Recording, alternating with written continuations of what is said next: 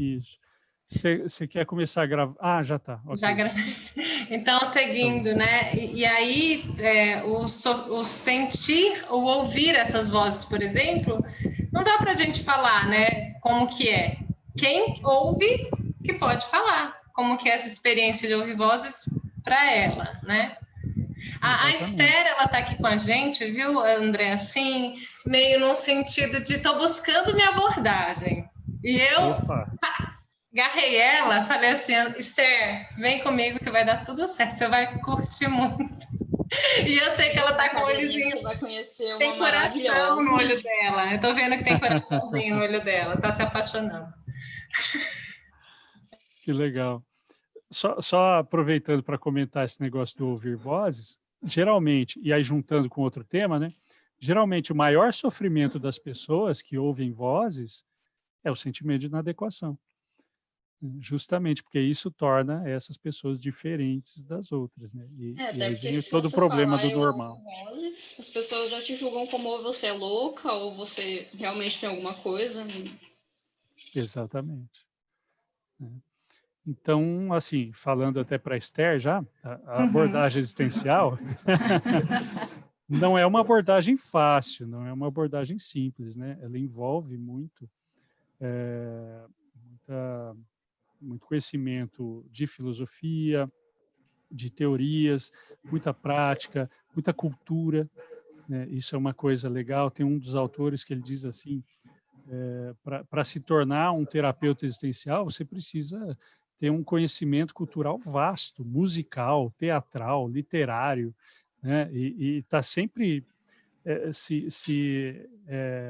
reciclando nisso, né? Está sempre assistindo filme, peça, lendo, né? Então, porque isso precisa estar vivo, né? Porque é isso que traz a criatividade para o atendimento. Eu fico imaginando como é a terapia em si dessa abordagem. Você poderia falar um pouquinho? Poderia. Psicoterapia. Vamos lá. Bom, primeiro, a pessoa que nos procura, né, tanto qualquer abordagem, né, que procura um psicólogo, geralmente é uma pessoa que ou está em sofrimento ou quer tentar se conhecer melhor. Geralmente está em sofrimento, e aí não tem mais saída, né? Já passou por todos os médicos, por todas as religiões, por todas as possibilidades antes de chegar na terapia. Não teve jeito, chegou na terapia. O que nós vamos olhar enquanto psicologia existencial? Nós vamos olhar para aquela existência como ela se mostra, é isso que diz a fenomenologia, né? Então, como que esta vida, este fulano de tal, vive o seu mundo, vive a relação com o outro. Então, é mais ou menos aquilo que o Sartre chama de método biográfico, né?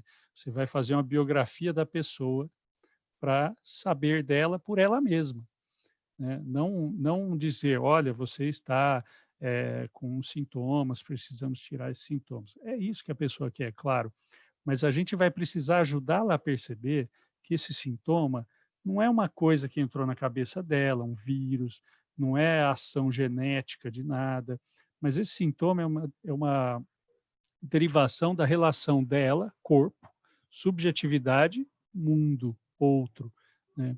Então, como é que se dá essa relação?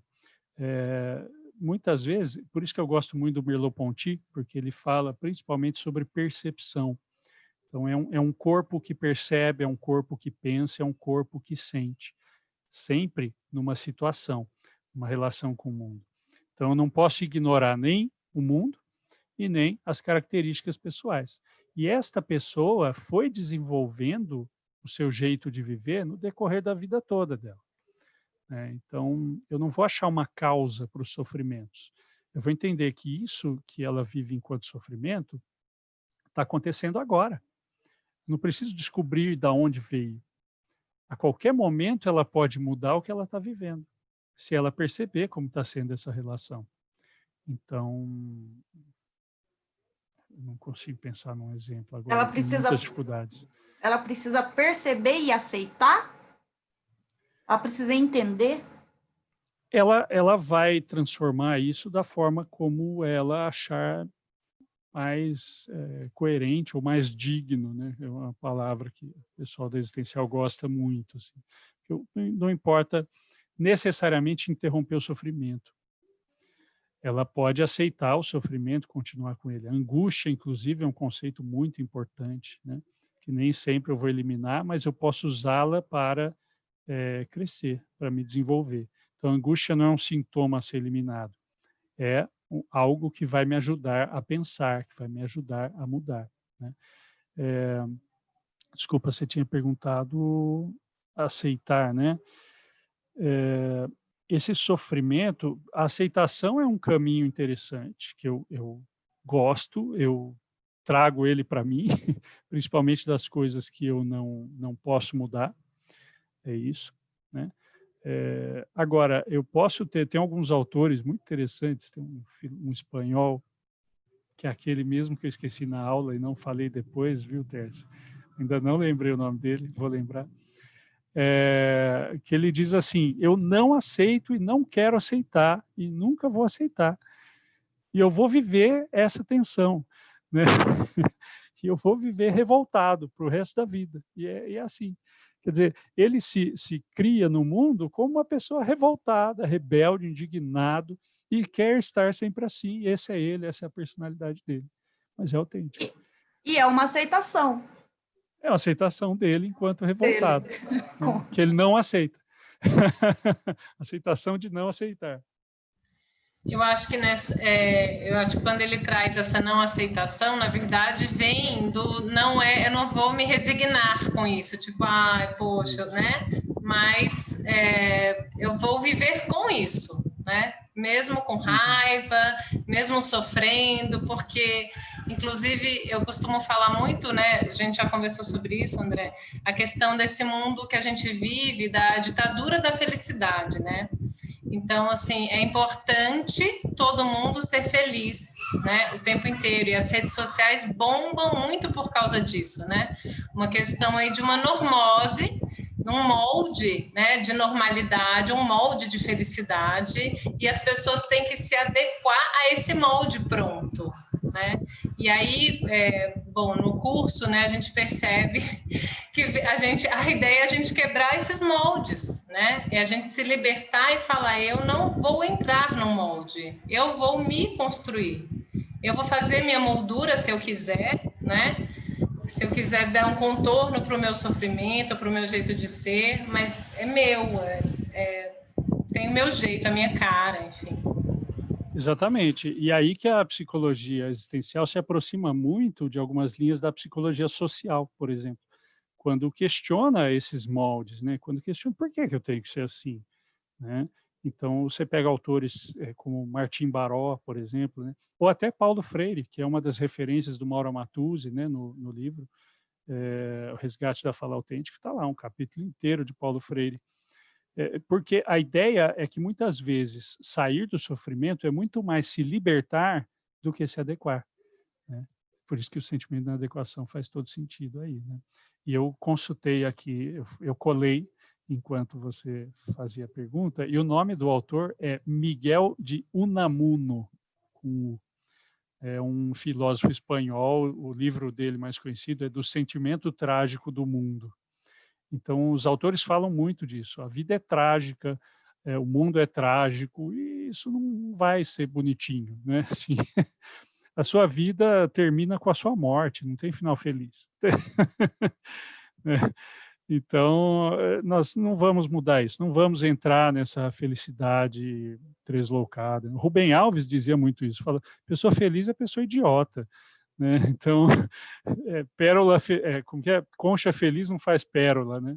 Você precisa ter um sofrimento, você precisa aceitar essa tragédia que a vida nos traz, né? Então, eu vejo nesse sentido uma maturidade existencial muito grande nesses autores, né? Nós não estamos prometendo falsas felicidades ou ideais, né, que as pessoas vão atingir, vão alcançar, segredos, técnicas, né, cura, a ideia de cura. Não, nós vamos partir da aceitação da vida como ela é, mas não a vida como a sociedade diz que deve ser, né? A gente tem que sair desse deve ser para é, né? Como eu me sinto, né? Como eu sou, como eu me vejo, sem os julgamentos, mas com a descrição. Isso é pura fenomenologia. A fenomenologia não explica, não julga, ela observa e descreve, né? Sem parcialidade. Quer dizer, parcialidade até existe, né? Mas assim, sem definir um que é um correto, o que é um incorreto. Então, na prática, só para complementar, né, a sua pergunta, na prática, a gente vai questionar muito as pessoas, né? Voltando para, mas como você vê isso? Mas você acha que precisa disso mesmo? Quando que você se sente mais assim? O que está acontecendo ao seu redor, né? Não é só algo que nasce em você.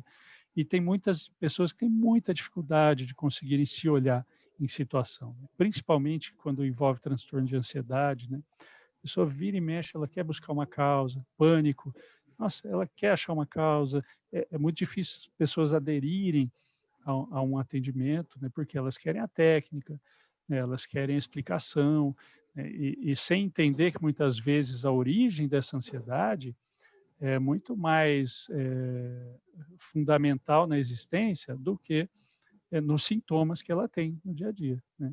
Então, muitas vezes as pessoas não aderem num primeiro momento, porque precisa haver algum amadurecimento para reconhecer que ela não vai viver feliz para sempre.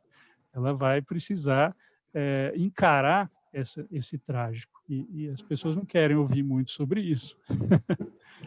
Ô, André, e quando aparece a transferência e a contra-transferência, como que lida a abordagem existencial? Interessante, porque quando Freud formula os conceitos de transferência e contra-transferência, apesar de haver que eu vou dizer assim, uma certa formalidade nisso, né? Ele está só reconhecendo uma coisa que é natural, que as pessoas se envolvem, né? As pessoas têm sentimentos pelas outras, independente da relação social e formal que elas têm entre si, né? Seja de analista-paciente, seja de aluno-professor, seja de amigo, né? As pessoas vira e mexe têm sentimentos. Então, tem pessoas que chegam, e isso é engraçado em supervisão, né? Eu dou bastante supervisão. Muitas vezes as pessoas, os recém-formados, vão se confessar, assim, puxa, eu atendo essa pessoa, eu não gosto de atender ela. Aí, será que estou fazendo alguma coisa errada? Não sei. Eu falo, não, são sentimentos, né? Quer dizer, você pode não simpatizar com alguém, não tem problema. Isso não quer dizer que você vai ser ruim fazendo o seu papel profissional, né? Você não precisa amar todo mundo, né? Então, a transferência contra transferência, na fenomenologia existencial, são coisas comuns, né? E nós não precisamos ter um formalismo sobre elas. A gente pode dizer exatamente o que pensa e sente sobre a pessoa e sobre si mesmo, né? Do tipo, olha, por exemplo, tá, vou pegar um existencial que já está bem, né, bem corrido na estrada, que já está já soltou os freios, por exemplo. Ele pode dizer para uma pessoa assim, olha, eu acho muito chato quando você fala desse assunto. Você já falou disso tantas vezes. Eu sinto sono. Você, por exemplo, Mauro Amatuzzi às vezes dá umas dessas, né?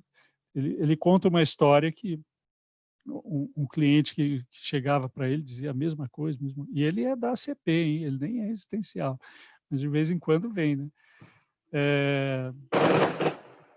Eu moro perto de um estádio de futebol, então às vezes acontecem uns rojões aqui. Pronto. Então, por exemplo, ele falou para um cliente um dia, né, que o cliente começou a contar a mesma história, ele falou, você acha que meu ouvido é pinico? Do tipo, eu sou uma pessoa, estou na sua frente. Você vai usar esse momento só para jogar coisa fora, né? Respeite uma alteridade, vamos dialogar como pessoas.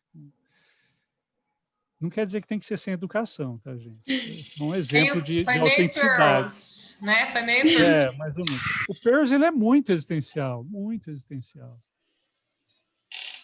André, assim que você saiu da faculdade, você já começou a atender na clínica? Sim, assim que eu me formei, eu comecei a atender em clínica, né? Na Unip existe um programa para recém-formados, né? Que a clínica encaminha pessoas que não têm como ser atendidas lá, porque tem pouca gente, tem muita demanda, né? E aí ele encaminha para os recém-formados em valores simbólicos, assim, sei lá, R$ 10 a sessão, R$ 20 a sessão, né? De acordo com a negociação. Então, isso virou uma tradição, né? Eu sou a terceira turma da Unip em Campinas, foi mais ou menos quando começou isso. Então, a gente começou a encaminhar para a segunda turma, primeira turma recém-formada. A Priscila, acho que era da segunda, tá? Só para vocês saberem. A Dani também.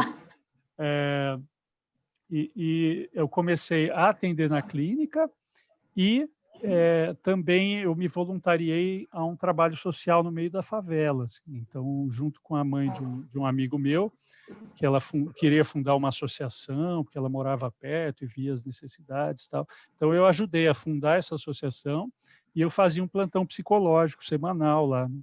E, nossa, aprendi muito, né? E relativiza muito, isso me ajudou a buscar os fundamentos do existencial, por quê? Porque você sai de muito psicologismo, sabe? Muita teoria bobagem, assim. Por exemplo, eu tenho um espaço próprio agora, né? E tem muitos psicólogos que usam as salas, alugam, atendem. E tem umas discussões que eu vejo às vezes, não, porque a sala não pode ficar assim, porque o relógio tem que ficar virado de frente, porque a pessoa não pode perceber.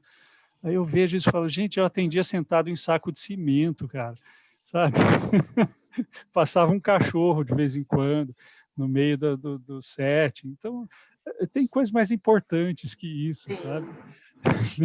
Então, é André, muita teoria. Diga. assim que você se informou, você já sentiu a necessidade de fazer supervisão nos primeiros casos? E você já fazia terapia no período que você estava fazendo faculdade? Uhum. Eu fiz terapia em alguns momentos, assim, né, durante a faculdade. Quando eu me formei, eu fui buscar, eu estava em terapia, né, acho que do último ano até alguns anos depois de formado. Eu fui buscar supervisão, o que era difícil também, porque eu já queria existencial, né, e aí descobri que um dos professores do curso que eu fui fazer lá em São Paulo era de Campinas, né, que é o Michelazzo, que é um nome respeitabilíssimo, assim, super heideggeriano. E fiz supervisão com ele um bom tempo, até perceber que quando ele parou de me corrigir, criticar e passou a elogiar, eu falei, acho que tá bom. Mas, claro, sempre mantendo muito estudo, né? Hoje, à medida que eu vou aprendendo, vou estudando coisas novas, eu olho para trás alguns casos e falo, putz, olha, comi bola, hein? Se soubesse disso 10 anos atrás, 15 anos atrás, eu teria atendido diferente. Mas isso, como eu conversava com outro professor da PUC, lá o Fernando Gonzalez Rey, que era uma figuraça, ele faleceu recentemente, ele falava, mas é assim mesmo, né? Quer dizer que você está aprendendo, né? Então, a ciência é assim, o pensamento é assim. Sempre que eu termino um texto, eu acho que ele está ruim, que eu já faria diferente, né? E é assim mesmo. Isso é difícil, né, André? Assim, eu percebo que a gente fica numa questão, às vezes, do não fazer, porque eu estou um pouco em crise com o estágio, eu fiz o trabalho, acabou o trabalho, eu falei, nossa, ia ser mais legal se eu tivesse ido para este, né, assim, Exato. levado um pouco mais aprofundado, só que agora não dá tempo, só que... E aí, como é difícil também a gente aceitar o que não está como a gente gostaria que tivesse. Exato. E aí, uma sugestão que eu dou, né, para orientação de trabalhos, assim, né? Olha, todas as ideias que você tiver fazendo esse trabalho, e você vai ter 500, né? Que essa é a maldição do pesquisador, né? Você vê 80 possibilidades de caminho para o seu trabalho. Anote todas elas e guarde. Um dia você pode seguir nesse rumo, né? Então, assim, não foi jogado fora, né? Como é a minha história com o sentimento de inadequação, né? Ele tinha N possibilidades e eu, aos poucos, vou desenvolvendo cada uma delas e pretendo desenvolver mais, né? Então, assim, nada é desperdiçado. Aliás, um dos problemas que eu tenho é isso, tem muita ideia e acaba não conseguindo concretizar tudo, né? Isso deixa um pouco em pânico, meio ansioso, mas eu vou anotando, vou guardando, e a gente vai realizando à medida que a realidade permite, né? E tem uma André, questão também desculpa, Esther, da eu oportunidade, né? Assim, tipo, que nem essa questão do sentimento de inadequação, eu acho que de alguma forma conversou com muita gente, e aí a gente, né, acho que a ideia é de você agarrar também esse assunto, essa oportunidade, para levar o seu trabalho, para levar a questão da psicologia, a questão, né, do sofrimento, falar sobre isso. Acho que às vezes é uma porta de entrada ali para acessar aquela pessoa, aquele assunto, né? Exato, né? Acho que uma das palavras interessantes em educação, na verdade, né, independente da psicologia, é sensibilizar, né? Isso é uma palavra que começou a ser usada há algum tempo atrás, eu acho extremamente importante, porque e isso tem muito a ver com Paulo Freire, né? Que assim, eu não vou dar o conhecimento, não vou ensinar a pessoa, eu tenho conhecimento e ela não, né? Aluno quer dizer sem luz, né? Aquele que não sabe de nada. E o professor que tem o conhecimento deposita o conhecimento no aluno, que o Paulo Freire chama de educação bancária, né? Eu faço o depósito do conhecimento. Então, não é assim que as coisas acontecem. Eu vou sensibilizar aquela criança, aquele adolescente, aquele adulto, para ele olhar para o fenômeno que interessa, né? Então, assim, eu não vou ensinar em detalhes tudo que você vai fazer na psicologia. Eu vou te trazer um tema e este tema vai acabar despertando seu interesse ou não, né? Ou pensando de um jeito ou de outro, caminhando para um lado ou para outro, mas você precisa estar conectada com este fenômeno. É isso que vai te fazer aprender, né? Olhar para o fenômeno, como ele te instiga, como ele te faz pensar, como ele te deixa não dormir. 3 horas da manhã você acorda e está pensando naquilo. Você vai no banheiro tomar água e volta e não consegue mais dormir porque você está pensando naquele negócio. É o mundo que chama. Essa é uma inversão que a fenomenologia faz que eu acho genial. Não é você que escolhe o que você vai pensar, são as coisas que escolhem que você vai pensar nelas. Assim, elas atraem a sua consciência, isso é a intencionalidade da consciência, né? Ela é que chama, o mundo é que chama. Então, uma inversão que o Heidegger coloca, eu acho fundamental. Ninguém escolheu psicologia porque num catálogo, né, de currículos, etc., aquilo parecia mais coerente com a seu teste de personalidade, etc., e tal, vocacional, não sei o quê. Não. Você achou em algum momento a psicologia interessante, você quis conversar com alguém que estudava, você foi buscar na internet, você assistiu um vídeo, você leu um artigo, você pegou uma revista sobre o assunto, você entrou nos cursos para ver como é que é. A psicologia foi chamando. Tanto que, né, anos depois, se você não fizesse, você ia continuar pensando, pô, eu devia ter feito psicologia. É a história da filosofia na minha vida. Você vê, anos depois, não sou eu, é a filosofia, enquanto fenômeno. Puxando um pouquinho disso sobre o pensamento, você já teve algum caso que não te deixou dormir, que você ficou preso ali tentando pensar o que você podia fazer para ajudar? Conte o seu maior desafio, digamos assim. Acho que o que acontece geralmente, né, é que assim, no dia a dia você acaba lembrando, pensando, né, que é justamente a existência. Eu estou existindo, estou indo nos lugares, estou pensando, estou lendo, estou assistindo coisa, e aí vem uma, nossa, olha, eu podia falar tal coisa para pessoas, do nada, né?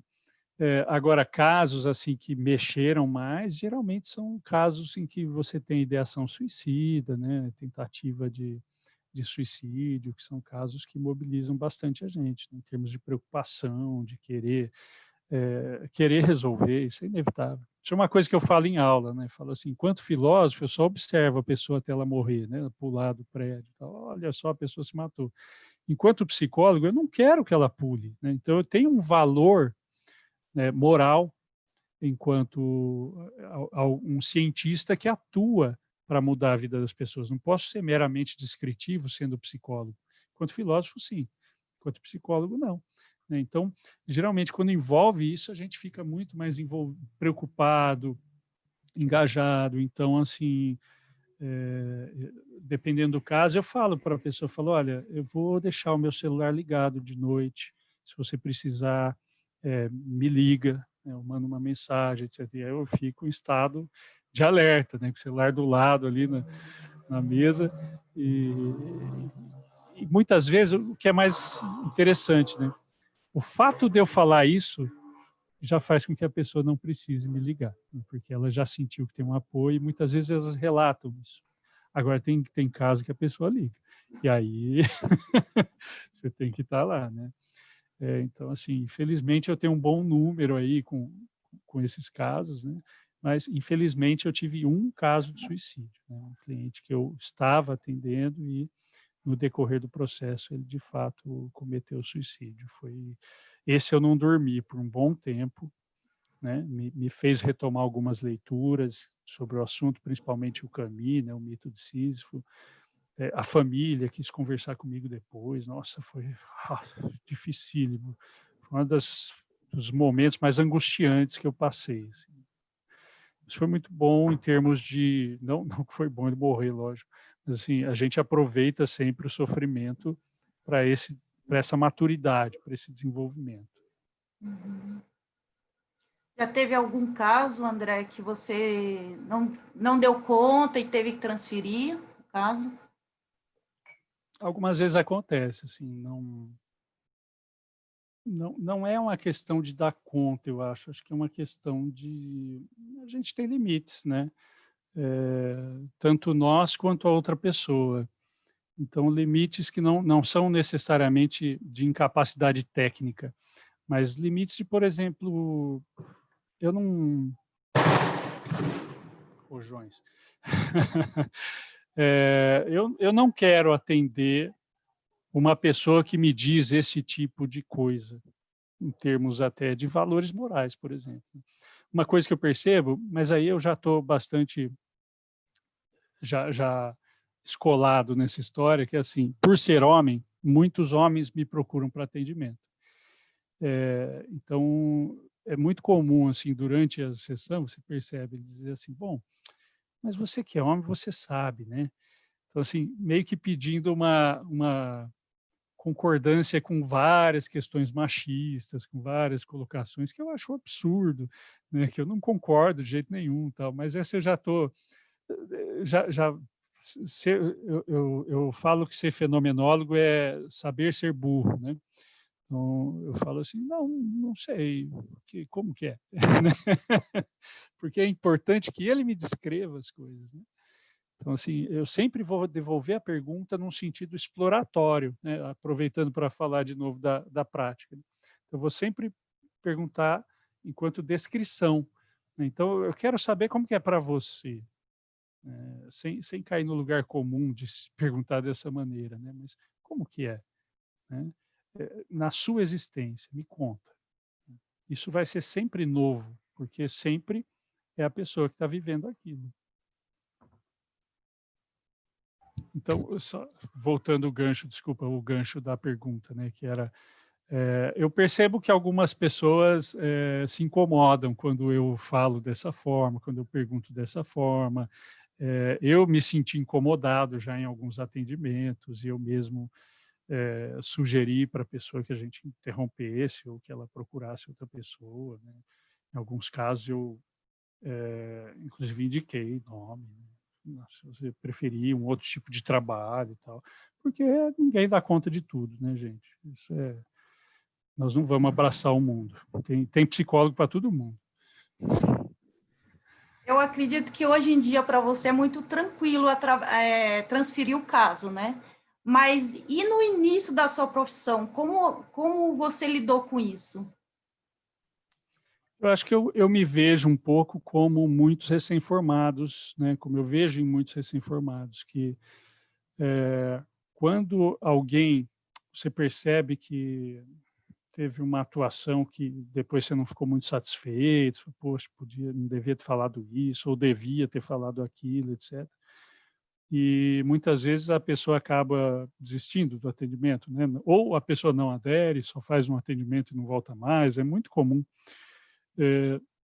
Ou a pessoa para realmente, desiste, né? Interrompe, não quer mais voltar por diversos motivos, mas imediatamente o recém-formado traz isso para um julgamento pessoal.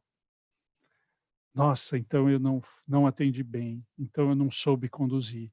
Nossa, eu estou muito mal, eu preciso de supervisão, porque como assim? Né? As pessoas não param, o que eu estou fazendo? Né? Que é o sentimento de inadequação, né? Quando eu reajo a uma imaginária falta de competência, né? Que não necessariamente é uma falta de competência, né? Mas é vários motivos, pessoas aderem ou não aderem, né? Eu tenho uma cliente que ela é psicóloga hoje, né? Atendo ela desde que ela era estudante de psicologia, e logo no começo ela vinha falando assim, com essas histórias todas, as pessoas não aderiam, então, eu vou largar a profissão, não, vou parar tudo, acabou, não tenho jeito para isso, vou fazer outra faculdade, não tenho nada a ver com a psicologia. Na semana seguinte, nossa, eu consegui 3 clientes, toda feliz, né? Então, a gente traz isso para uma questão pessoal, né? É humano, né, gente? Nós somos humanos, estamos trabalhando com humanos, né? Então a gente não pode acreditar, e esse é um outro ponto da fenomenologia, não existe neutralidade. Nós estamos todos envolvidos com esses sentimentos, com essas expectativas, com esses medos, né, essas inseguranças, né? E é assim que a gente vive, a gente tem que lidar com isso. Não adianta querer ignorar isso, né, fingir que não existe, passar por cima, e achar que vai ser perfeito em um mês de formado. Eu ia justamente pedir para você falar um pouquinho sobre essa questão da visão de homem e mulher, né? Porque agora a gente fala assim, e de mulher na E de abordagem, de trans e de, né? De todas as pessoas na abordagem, assim, como enxerga, né? Você já trouxe bastante isso, mas se tem alguma coisa que te chama mais atenção, assim, que você acha que vale a pena falar, que você acha que se diferencia? Bom, já falo de novo que eu adoro Merleau-Ponty. E uma das questões que ele coloca, que eu acho fundamental assim, para a compreensão de pessoa, né? Que esse termo pessoa, inclusive, não é muito bem-vindo no pensamento existencial, é um questionamento que ele faz que é o seguinte, como ele fala de percepção, ele fala, eu entendo como percepção, classicamente, né, as reações fisiológicas que eu tenho dentro do corpo. Tá? Então, tem o nervo óptico, tem as células da pele, né, tudo isso que a biologia descreve. Porém, essa fisiologia interna só acontece quando há um estímulo externo. Então, eu levo um susto, eu vejo alguém que eu estou procurando, eu vejo alguém que eu não gosto, né? Eu ouço uma coisa que me chama atenção, me deixa bravo. Esse externo aconteceu.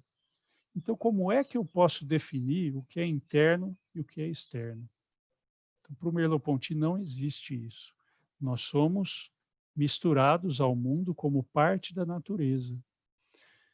A natureza nutre o meu corpo que nutre uma consciência, que significa a natureza. Então é um ciclo, não existe uma pessoa isolada, não existe mundo interno, porque esse interno, muitas das coisas que a pessoa está sofrendo tão individualmente, não foi ela que inventou, ela está sofrendo por causa de moral de séculos, milênios atrás. Não foi ela que inventou, né? Não é ela que está sentindo pela primeira vez. Então, essa ideia de ser no mundo, né, que o Heidegger traz, de ser com o outro, mostrando que não existe ninguém isolado. Nós estamos sempre sendo atravessados pelo mundo e impactando o mundo com a nossa presença. Por isso que não existe neutralidade. O simples fato de eu estar diante de uma pessoa já não é neutro. Por mais que ela vire de costas e deite no divã, não é neutro, né? Ela não está num ponto de ônibus, ela não está num local de trabalho, ela está numa sala de um psicólogo, de um analista, sei lá. Então, essa é uma ideia que eu acho fundamental. O que tira essa ideia de que há um indivíduo e há uma sociedade como coisas separadas. Não, não existe separação. Este corpo é social. Tá gostando, Esther? Só para a gente ir fechando, que eu acho que a gente já deve, pelo horário, dar uma amarrada, assim, no encerramento. Uhum. A gente pensou também na questão de contratos, assim, né? Então, o recém-formado, ele tem muitas dificuldades. Uma delas é essa questão de contratos, de abrir uma empresa, não, trabalhar. Agora a gente precisava também fechar falando da pandemia. O que mudou para você nesse atendimento virtual? Você também está atendendo presencial? Enfim, acho que algumas questões aí pragmáticas de como você está encarando esse momento e essas questões meio burocráticas também, né? De abrir empresa, enfim. Ok. Esse é um tema tão buscado, né, tão perguntado pelas pessoas, que a gente também montou uma aula no curso só sobre isso, né? Assim, administração da clínica psicológica. Sou eu mesmo que dou essa disciplina.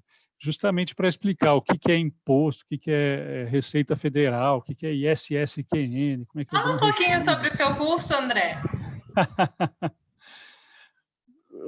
Eu falo depois, pode ser? Vou falar um pouquinho dessa burocracia, depois eu falo do curso. Então, isso é uma dúvida gigante. Como é que eu cobro? Como é que eu sei o preço da minha sessão? Né? Como que tem que ser a sala? Então, isso é uma coisa muito difícil, porque nós não fomos preparados, porque são coisas diferentes. A faculdade de psicologia vai te dar o conhecimento científico para ser psicólogo, para pensar sobre, né, a vida psicológica das pessoas, os sentimentos, os pensamentos, as técnicas. Então, você vai pensar isso enquanto ciência, ok? Agora, você trabalhar é uma outra coisa, né, que não está na faculdade de psicologia. Então, assim, você vai ser autônomo, é o padrão, né? Geralmente eu quero atender numa clínica, etc. Hoje mudou bastante, né? Hoje você tem ofertas de emprego para psicólogos, coisa que era mais difícil antes. Você tem psicólogos trabalhando dentro de empresas, né? Que é o mais comum, que mais contrata. Você tem as OSCs, né? Agora não chama mais ONG, agora é Organização da Sociedade Civil, né? Que é da área social, que contrata bastante gente, né? Então, a relação do psicólogo com o mundo do trabalho vem mudando bastante, assim. E você tem a possibilidade de abrir uma microempresa, né, que é o meu caso também, justamente para facilitar essa burocracia toda. Tem muita burocracia para o trabalho autônomo, né? Registro na prefeitura, declaração de imposto de renda, emissão de recibo, né, carnê-leão, tal. E aí você tendo uma empresa facilita. Claro que tem custo, tudo tem custo, então tem que ser um momento em que vale a pena. Você, por exemplo, vai ter que pagar um contador todo mês, né?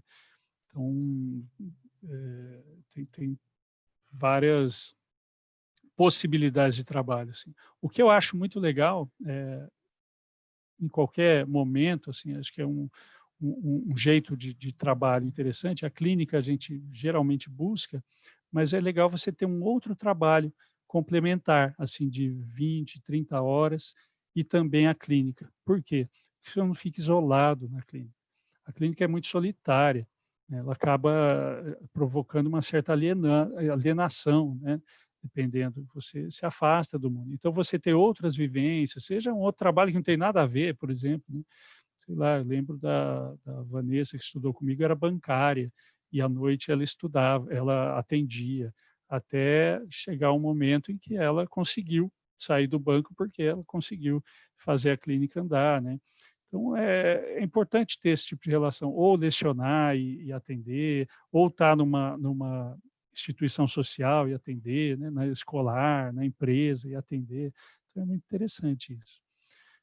Então, como eu falei, esse é uma das aulas, né, um módulo que a gente acabou colocando no curso por causa das dúvidas todas que vinham, e serve para várias coisas.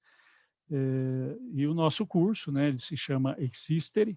Então, vocês podem ver lá no www.existere, com X, né, existere.com.br. Tem toda a nossa grade ali, nossa disciplina, né? Tem um professor da disciplina que estou fazendo na Unicamp, que ele falou, não gosto da palavra grade, vou chamar de grelha, porque lembra churrasco. Grade lembra cadeia. Então, vocês vão ver a nossa grelha curricular. E está sendo bem interessante. Assim, a gente começou em 2017, estamos na 3ª turma, que a Tércia faz parte, inclusive. E estamos tendo procura assim, para novos, porque é uma preocupação nossa proporcionar uma formação legal assim, para quem está começando, né? Quem está no último ano, quem já se formou. Então, a gente mostrar finalmente o que é fenomenologia, o que é existencialismo, qual a diferença para o humanismo, que isso é uma coisa que eu tenho que explicar sempre, né? Eu não sou humanista, né? Como assim, não? Então, é uma longa história, vamos lá. Tenho muito a ver, etc., mas não é exatamente a mesma coisa. Então, a próxima aula da tese, inclusive, é sobre isso, né? As aproximações e divergências entre o pensamento existencial e a psicologia humanista. E você tinha perguntado também da pandemia, né? Desculpa, o contrato foi uma outra pergunta. O contrato, ele não precisa ser um contrato formal, assim, com o cliente, tá? Assinado em papel, etc., porque acho que isso é uma adesão que nem sempre é necessária. Se você achar importante, quiser se proteger, tem muitos psicólogos que fazem isso, né? E aí tem alguns itens importantes no contrato, por exemplo, como que é o rompimento, como que é o pagamento, né? Isso pode ser verbal, como pode ser, de fato, assinado em papel, com uma via para cada um, reconhecido em cartório, etc. E tal, né? Toda a burocracia aí. Mas geralmente ele é verbal, geralmente é um acordo verbal sem muita necessidade de ser tão formal assim. E sobre a pandemia, o que aconteceu, né? Eu nunca parei de atender presencial, desde o começo. O que aconteceu foi que as pessoas preferiram se manter no online, né? Justamente para não correr o risco, porque, queira ou não, uma sala onde várias pessoas entram e saem, há um risco de contaminação, porque eu não quis parar o presencial, porque algumas pessoas não conseguem, nas suas casas, né, nos lugares que elas estiverem, manter a privacidade, né, para a gente poder garantir o sigilo, né. Mesmo o conselho tendo autorizado, eu preciso me preocupar com o sigilo, e a pessoa muitas vezes não pensa nisso. Então, eu falava, mas você consegue, né? Então, eu tenho algumas clientes, por exemplo, que ela nunca deixa marcado, porque ela tem que ver quando que o marido vai sair, para ela poder agendar naquele dia, naquele horário, né? E aí, tendo agenda, a gente consegue encaixar. Tem outros que a gente dá a dica, fala, olha, vai dentro do carro, né? Você vai lá na garagem, dentro do carro, faz a sessão dentro do carro, para ninguém ouvir. Ou então, manda todo mundo para um lado da casa e você vai para o outro lado da casa, né? Se é um apartamento, geralmente é assim que funciona. Então, a gente vai usando algumas técnicas aí. Eu nunca parei de atender presencial, mas, claro, eu sempre sugeri que fizesse online. Mas o que eu faço? Eu vou para a minha sala para atender online. Vocês veem que eu estou aqui em casa, né? Minha esposa está aqui, minha filha está fazendo aula no quarto. Tal. Eu não posso atender alguém aqui, assim, né?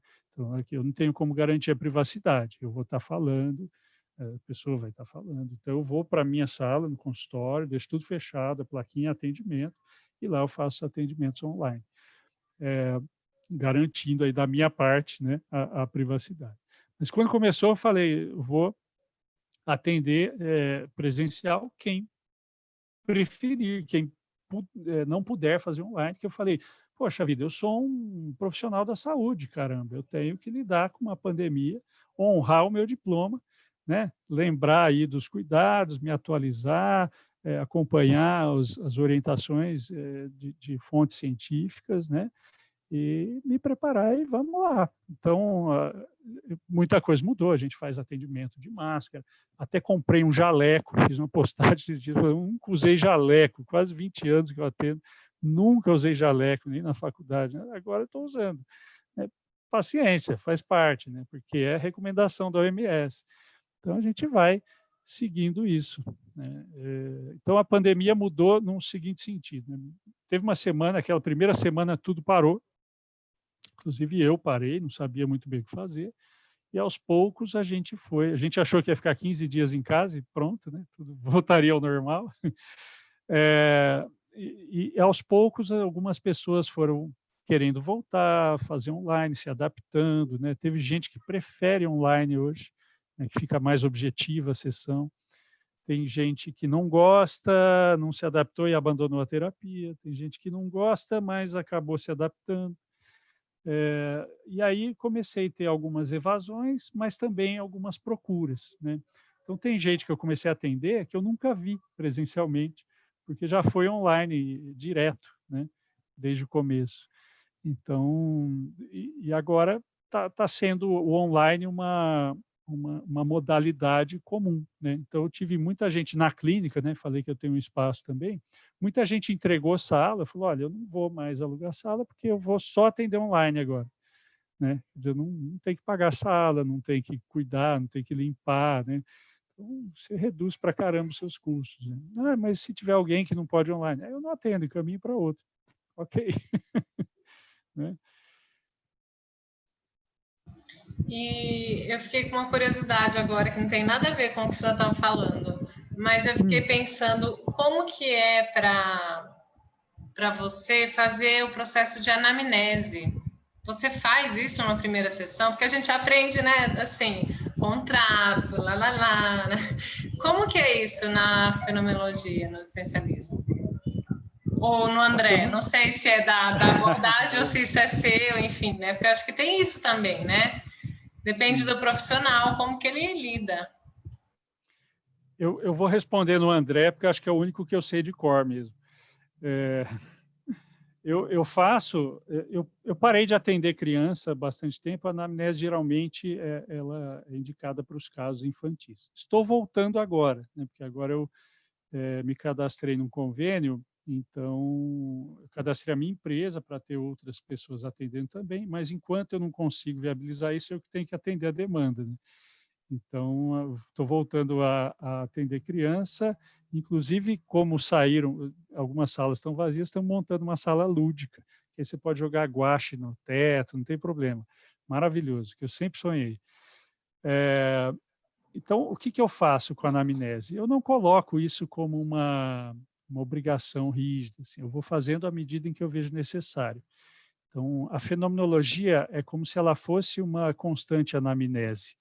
Eu quero sempre entender de onde vem, o que é isso, o que se mostra, e à medida que eu vejo o presente, eu vou entendendo melhor o passado, né?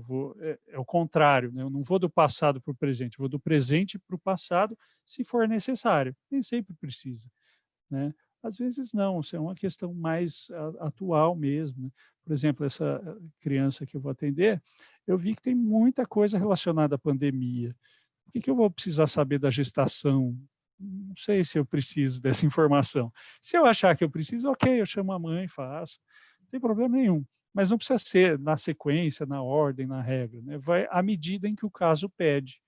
Começar a estranhar, mas de onde que vem essas coisas? Preciso entender melhor a história dessa criança. Aí sim, aí vamos para lá. Agora, eu vejo que muitos recém-formados vão direto para a anamnese, por quê? Justamente porque tem essa dificuldade de iniciar, de perguntar, né, de descrever o que aparece no momento, e ok, não tem problema nenhum com isso. É uma ferramenta científica importante, que vai trazer informações úteis e que pode ser usada dessa forma, né, nas primeiras sessões. Para adulto, praticamente não uso. Só quando realmente, sei lá, a pessoa tem um caso que está assim hoje. O cara não quer fazer terapia, só está lá porque a mulher mandou e, e é isso. Ele não quer falar, não vê sentido nenhum. Então, vou fazer uma anamnese, sei lá. Quem sabe aparece, né? Na hora que você fizer perguntas, ele vai, né? Começa a falar. Assim como tem outras ferramentas também, né? De elemento disparador. E você anota durante a sessão, André? faz anotações? As pessoas se incomodam? Como que é isso? Isso é uma coisa que eu fui mudando com o tempo, né? Na faculdade a gente tinha aquele negócio assim, não pode anotar nada na frente da pessoa, não pode ter uma mesa, isso não vai mostrar um distanciamento, etc.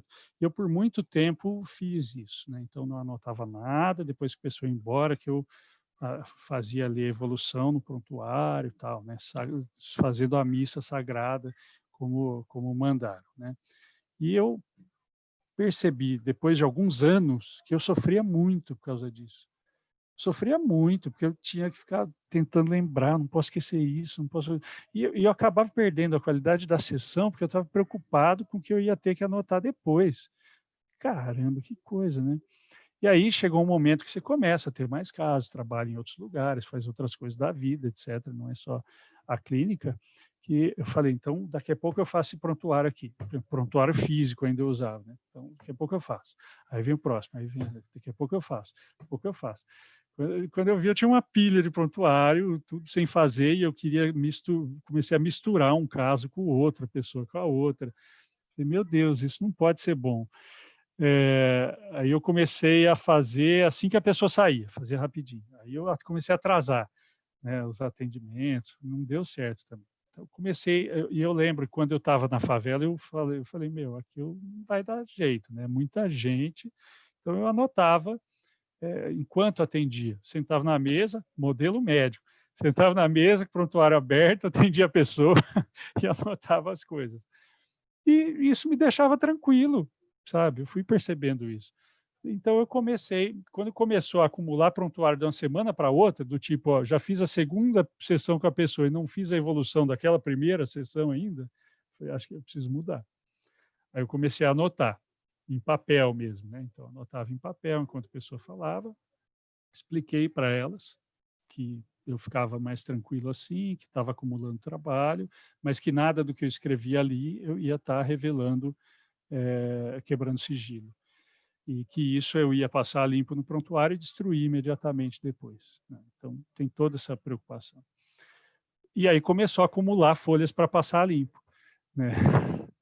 Então, o que que acontece? Eu comecei a usar o prontuário, então, digital. Comecei a fazer no computador.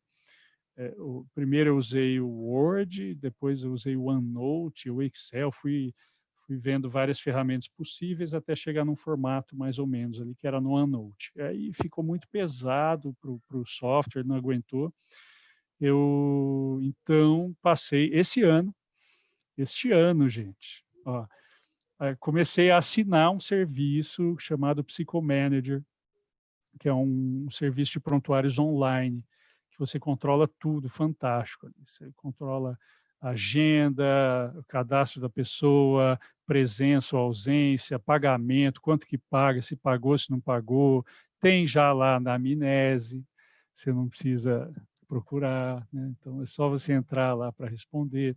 E tem lá as evoluções, que só você tem acesso com senha, tudo. Mesmo que você tenha uma secretária na clínica que acesse os horários, pagamento, ela não tem acesso à evolução que você faz, né? Ao mesmo tempo, se você quiser compartilhar com o seu supervisor, tem um campo para compartilhar, né? Então, é muito bom. Então, super recomendo, mudou minha vida. Então, hoje eu atendo, explico isso para as pessoas.